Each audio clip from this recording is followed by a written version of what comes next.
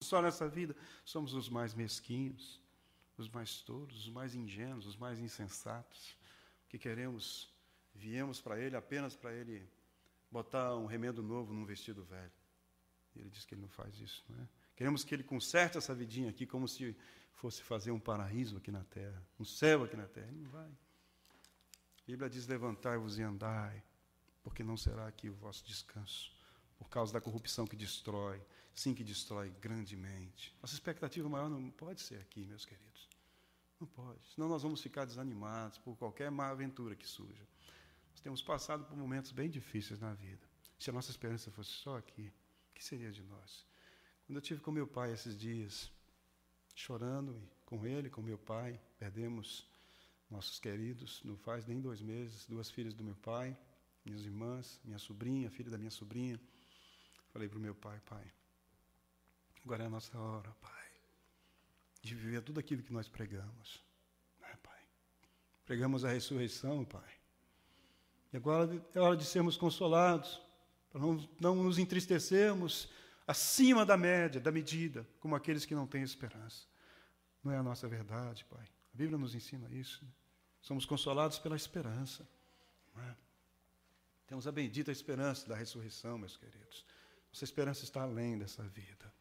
Estava compartilhando com ele a respeito disso. Mas, Senhor, meus irmãos, quantos são aqueles que esperam em Jesus só nesse momento? E o olhar, meus irmãos, para Jesus apenas pensando no aqui e agora, é o que os discípulos estavam fazendo, fez com que eles, então, se tornassem incrédulos, esquecessem do que Jesus tinha dito a respeito de si mesmo e prometido. Eles partiram no ponto de não acreditar em mais nada. Havia 2 mulheres lá, tinha uma maluca lá falando que ressuscitou, que não achou nada. Não viram ninguém. Aí eles não viram. Lembra que nós lemos isso no texto?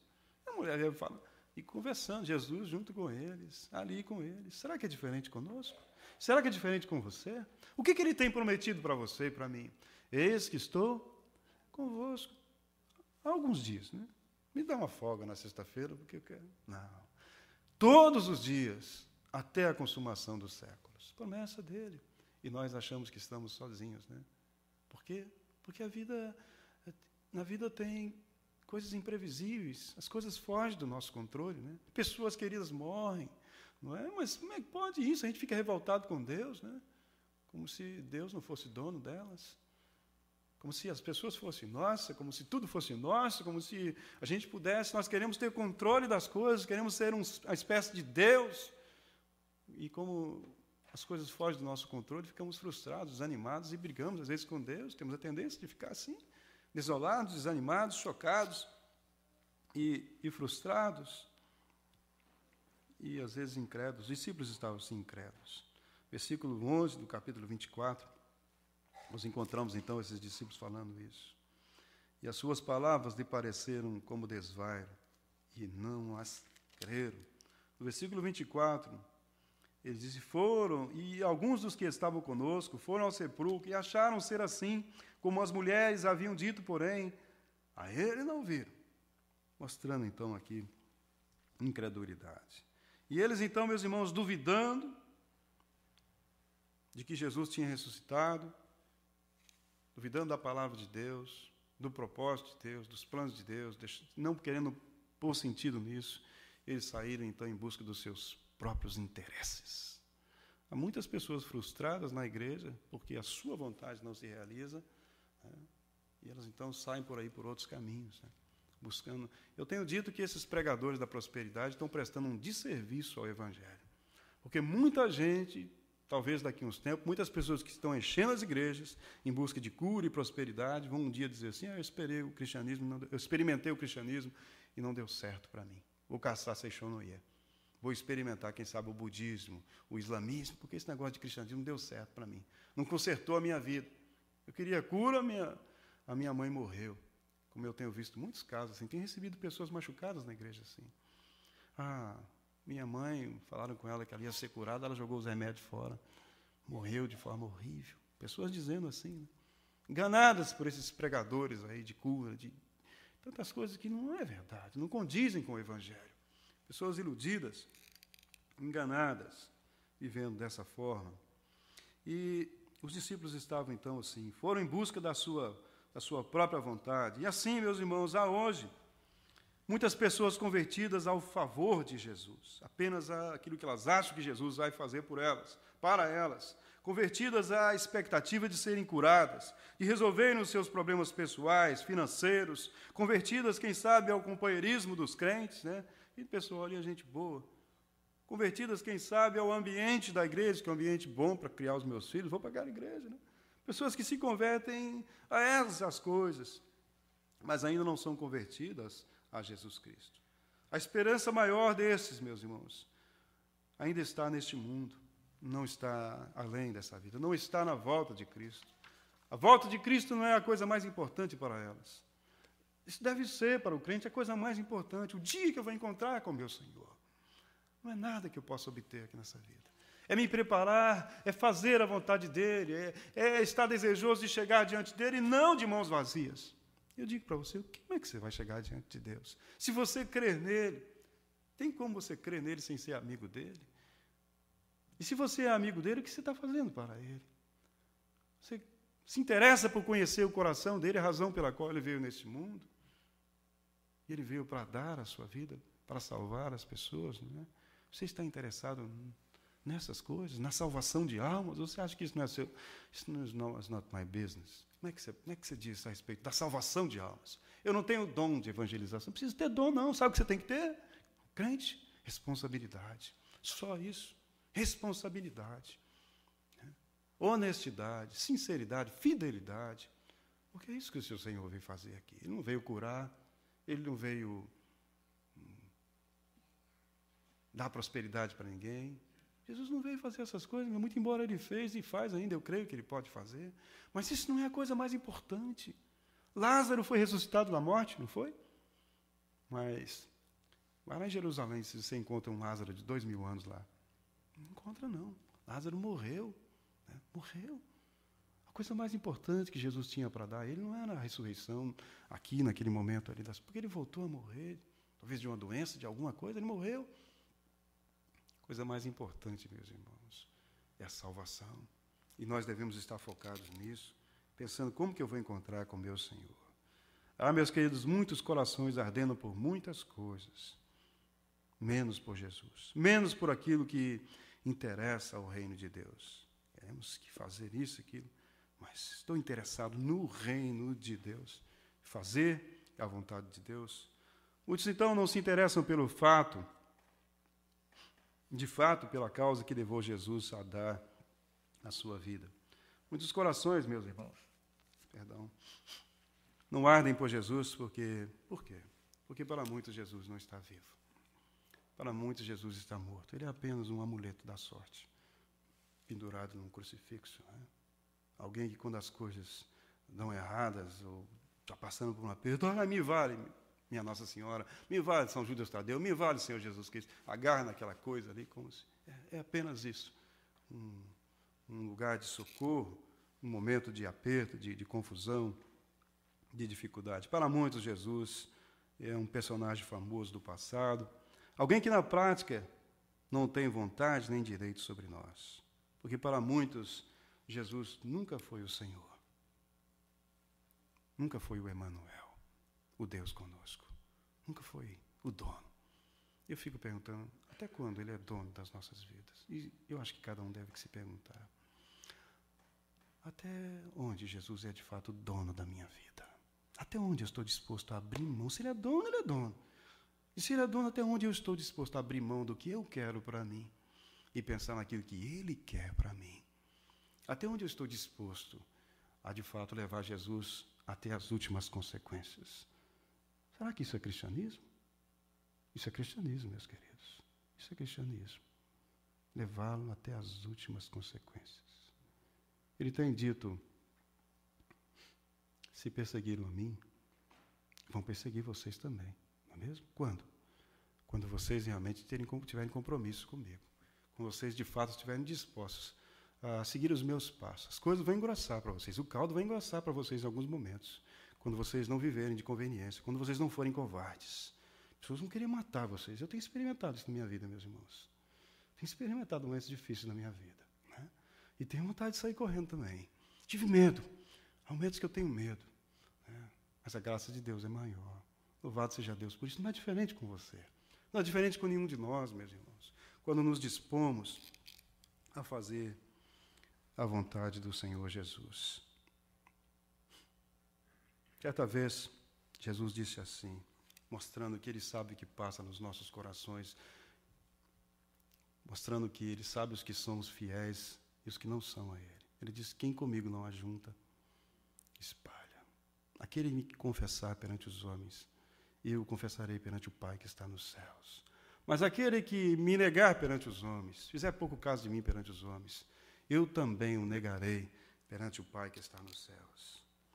Meus irmãos, para os discípulos, no caminho de Emaús, aqueles discípulos que estavam andando ali, para eles, apesar de terem vivido com Jesus, mas para eles Jesus estava morto, apenas morto. E por isso eles sentiam-se sozinhos, perdidos, sem propósito na vida. O tempo que eles andaram com Jesus, eles escutaram Jesus, mas não ouviram Jesus. E ele falou tantas vezes, quem tem ouvidos para ouvir, ouça, não é mesmo? Nós estamos na mesma situação aqui.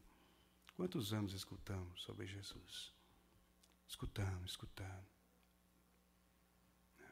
O que temos feito com isso, meus irmãos? Que tipo de compromisso nós temos assumido com Ele de verdade? Ou a nossa vontade está acima de tudo?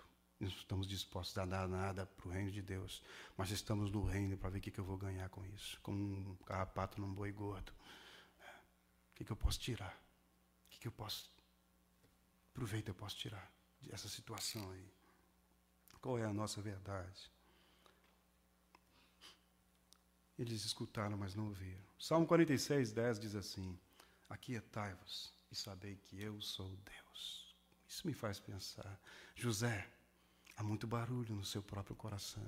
Os seus desejos estão falando muito alto, estão gritando demais. Você tem muitos planos para você mesmo. Você quer isso, quer aquilo, como alguém me disse nesse país. Um dia alguém me disse, quando eu cheguei aqui nos anos 80, alguém me disse assim, olha, Zé, um colega meu, que nós tínhamos sido criados juntos, para mim, rapaz, eu estou aqui nesse lugar, é como se alguém me colocasse num beco de um supermercado com um carrinho vazio e dissesse para mim, você tem 3 minutos para pegar o que você quiser aí e é de graça. Só 3 minutos. Eu estou desesperado, querendo botar tudo que eu posso.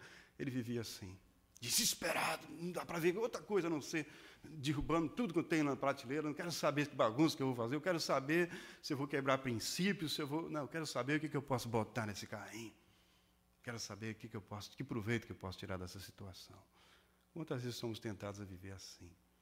Como se toda a vida resumisse em apenas um momento aqui, uma oportunidade aqui. Então, aquietai-vos.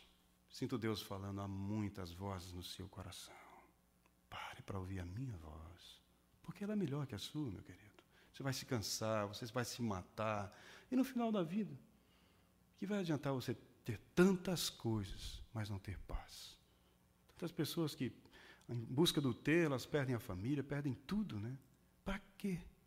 Para comer depois tudo aquilo que você juntou sozinho? Você não vai conseguir. Às vezes nem tem saúde mais para comer aquilo, né? Nem tem saúde, não tem mais nada. Não vale a pena, querido. Não perca a sua vida atrás de coisas e não de valores. A coisa mais importante na sua vida é o seu caráter, sendo impressionado pelo caráter de Deus. É a sua vontade se perdendo na vontade de Deus através dos anos. É você crescendo e você percebendo que você está crescendo, não para a sua glória, mas para a sua alegria, sim.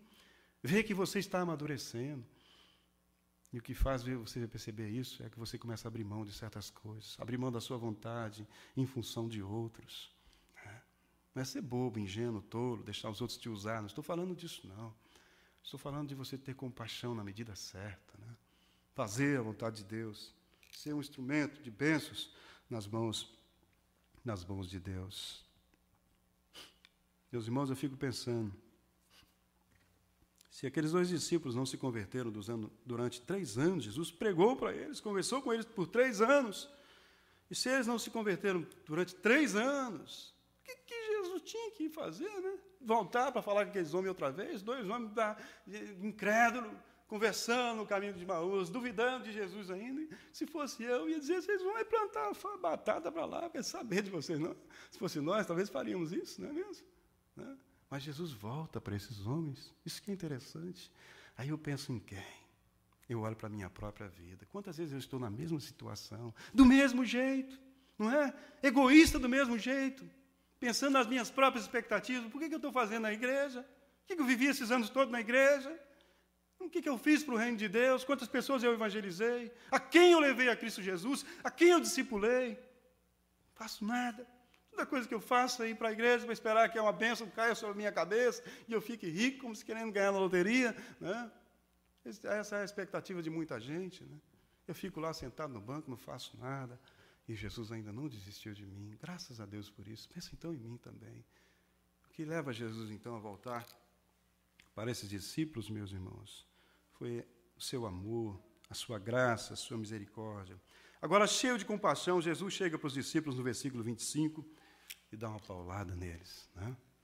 Porque é assim, a Bíblia diz que Deus corrige aqueles a quem ama, açoita todo que recebe como filho. E se alguém está sem disciplina, sem a vara, da qual todos os crentes são participantes, esse não é filho de Deus, é bastardo. Está escrito em Hebreus isso, capítulo 2, versículo 6, nos diz isso. E Jesus dá uma varada neles ali. Né? De que maneira? Diz para eles, o que diz no versículo, você está acompanhando aí? Capítulo 24 de Lucas, capítulo 24, Jesus, qual versículo mesmo? Versículo 25. Ó nécios e tardos. Não é isso que diz a sua Bíblia?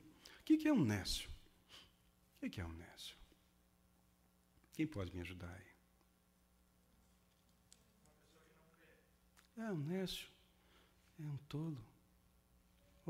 Nécio. Ingênuo. Tolinho. Bestinha. Né? Jacu de galocha, como diz lá no Brasil. Né? Rapaz, que pangaré que você está sendo aí, rapaz. Tinha tanto tempo, teve oportunidades para ter coisas muito melhores. Estou te dando um punhado de coisa, uma mesa farta, você está comendo capim, rapaz. Nécio e tardo. Tardo quer dizer retardado. Retardado. Você fica ainda, rapaz, você não crê naquilo que eu estou falando. Estou me revelando a você há tanto tempo, dizendo que você pode confiar em mim. Você insiste em não confiar, insiste em ser incrédulo. Nécio e tardo para crer nos profetas, para crer na palavra, porque você duvida da palavra. Duvido da palavra porque a coisa às vezes fica feia para o meu lado, né? Porque na hora que Deus está perto de te abençoar, onde você precisa abrir mão da sua vontade, para que a vontade dele se cumpra na sua vida, você fica com medo de perder. E você não confia nele. Né? Ao invés de querer um caráter na presença de Deus, eu prefiro o lucro. Né? Prefiro as coisas desonestas, prefiro a mentira.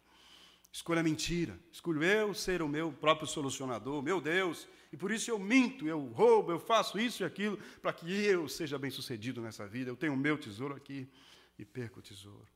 E o Senhor diz, que adianta o homem ganhar o mundo inteiro e perder a sua alma, e perder a sua... necessitados. Da mesma forma, meus irmãos, hoje muitos têm se mostrado assim. Por quê? Porque mesmo tendo ouvido muitas coisas do Senhor Jesus, talvez estando na igreja por 20 anos, talvez até mais, 30, 40 anos, seus corações ainda não estão ardendo para Jesus. Por que os corações ainda não estão ardendo por Jesus? Porque não estão interessados na razão que levou Jesus a dar a sua vida lá na cruz. Não estão interessados na salvação de almas. Não se importa. É como dissesse, eu sou salvo, o resto que se lasque, né? O resto que se dane. Né? Estou mais preocupado com isso. E a igreja não tem outra razão, meus irmãos, de estar aqui, que não seja a salvação de almas. Não podemos pensar em outra coisa. Como crentes, nós não temos o direito de deixar de pensar nos perdidos. Se é que isso significa alguma coisa para nós. Porque eu penso que na igreja dos nossos dias não significa muita coisa para muita gente, não. Salvação não é o que muitos estão querendo, não. O que muitos estão querendo é qualquer outra coisa, menos a salvação, o perdão dos pecados. Eu penso que há muitos que não ficaram incomodados com seus próprios pecados. Eu tenho entendido, meus queridos, que ninguém pode, de fato, receber a graça de Deus sem ver a sua própria desgraça. O homem tem que ver a sua desgraça. O homem tem que ver a sua miséria. Quão miserável eu sou. Para depois pedir a misericórdia de Deus. Porque só um miserável que pede misericórdia. Tem misericórdia de mim. Lembra do cego? Jesus, filho de Davi, tem misericórdia de mim. Você já se viu cego? Tem que se ver assim, perdido, sem saber para onde está indo. Reconhecendo que as suas atitudes, os seus pecados estão te levando para o desespero, para o inferno. Você tem que chegar a esse ponto da sua vida. Um homem só se converte de fato a Jesus quando ele chega a esse ponto. Quando ele é levado pelo Espírito Santo a enxergar a sua própria miséria, o seu fracasso, e com humildade admitir isso. Então ele pode ter um encontro com Deus, com a graça de Deus, porque ele vai ver o quanto isso é importante para ele. Se não, pode estar na igreja, mas não se importa com esse negócio de salvação, porque ele próprio não clamou a salvação para si mesmo. Mas quando ele clama para si, enxerga o quanto que ele precisa, ele começa a perceber o quanto que os outros também precisam. Isso se torna, então, algo interessante, compartilhar com os outros a respeito da salvação. Então ele começa a entender a razão pela qual Jesus veio a este mundo. E a pergunta continua, meus irmãos. Quantos dos nossos dias são aqueles cuja vontade tem se perdido na vontade do Senhor Jesus? Quantos será que estão nesses dias orando? Venha o teu reino, Senhor. Seja feita a tua vontade. Será que estamos pedindo isso? Mas se eu pedir que faça a vontade de Deus e Ele me mandar de volta para o Brasil sem eu conseguir comprar aquele prédio que eu queria, como é que vai ser isso? Confia nele. Não tenha medo de dizer, Pai, faça a tua vontade na minha vida. Eu quero abrir mão de todas as coisas, Senhor. Tem misericórdia de mim. Me salva de mim mesmo.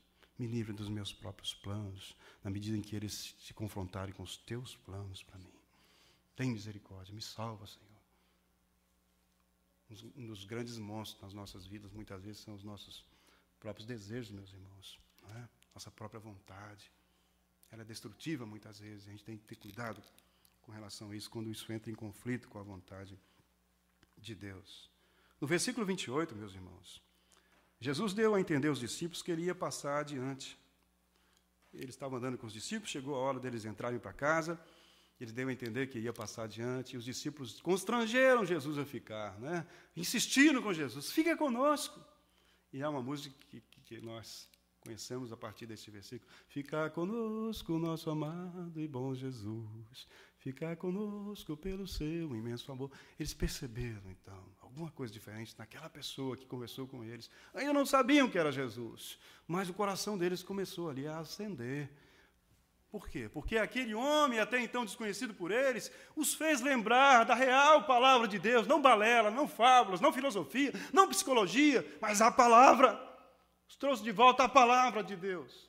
E aquilo então começou a abrir os seus olhos e os seus corações começaram a arder. Tanto que eles queriam que aquele homem, que até então não sabiam que era Jesus, ficasse com eles, um estranho. Eles queriam que passasse a noite com eles. Fala mais dessas coisas para nós. Convidaram então aquele homem, que era Jesus, para entrar e ficar. Por quê? É que dessa vez, então, meus irmãos, o coração deles estava ardendo, mas agora ardendo com a motivação certa, não falsas expectativas corretas, motivação correta, porque então eles estavam ali naquele momento se convertendo ao Senhor Jesus, crendo no Cristo, no verdadeiro. E após então eles receberem o alimento, que Jesus então partiu o pão e eles comeram. Naquele momento, o que acontece?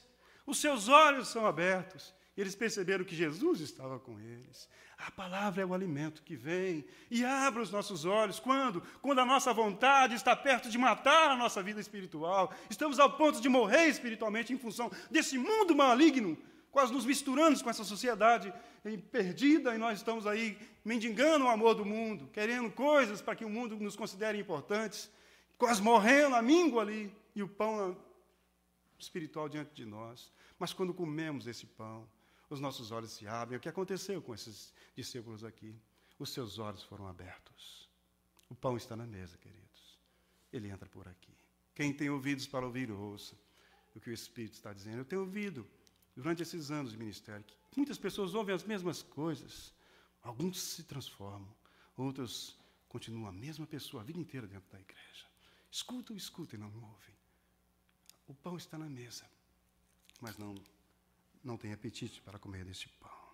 Quando eles comeram, então, do pão, seus olhos foram abertos, foram saciados e voltaram na mesma hora. E o que fizeram?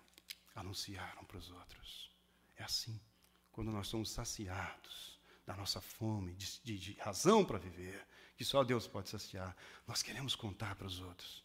Se eu não estou falando de Cristo, da salvação para ninguém, é porque eu estou buscando outras razões, outro alimento que não o alimento eterno. A eternidade não está me atraindo. Não faz sentido para a minha vida. Porque a palavra de Deus nos diz em 1 João 4,19 que nós amamos, porque Ele nos amou primeiro. É só quando eu sou saciado pelo amor dEle, é que eu posso então amá-lo. E quem o ama, de fato, ele diz, quem tem os meus mandamentos e os guarda, esse é aquele que de fato me ama. Então, um coração saciado, só um coração saciado, aquele que arde de amor por Jesus, é também aquele que irá arder de amor pelas almas perdidas. Tem sido essa a nossa verdade. E eu tenho que falar a verdade comigo mesmo, e você tem que falar com você mesmo. Você está ardendo seu coração de desejo de ganhar almas para Cristo? Você entendeu a razão pela qual Jesus veio? Você quer ser amigo de Jesus? Ou quer apenas que Ele seja seu amigo?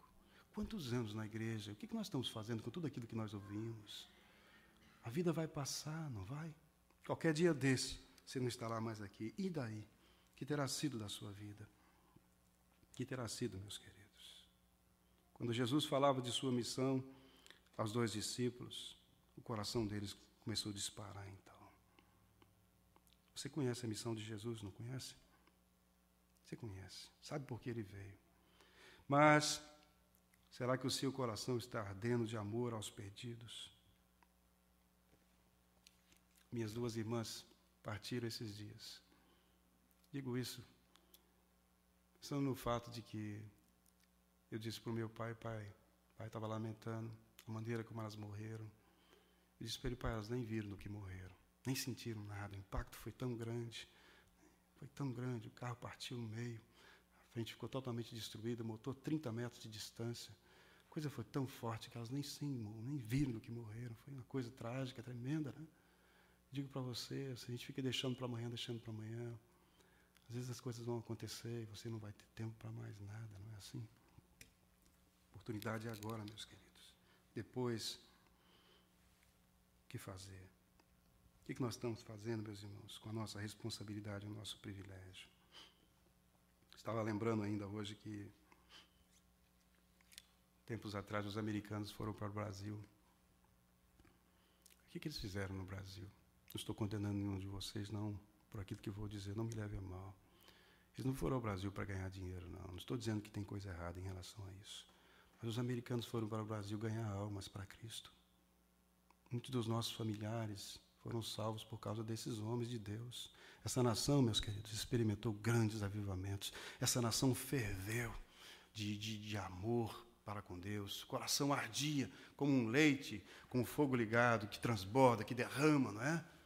Quando você põe fogo no leite, deixa ele lá, ele derrama, transborda. E a Bíblia, Jesus diz em João 7,38 o seguinte, quem crê em mim, como diz as Escrituras, rios de água viva fluirão do seu ventre, vai transbordar e vai alcançar os outros.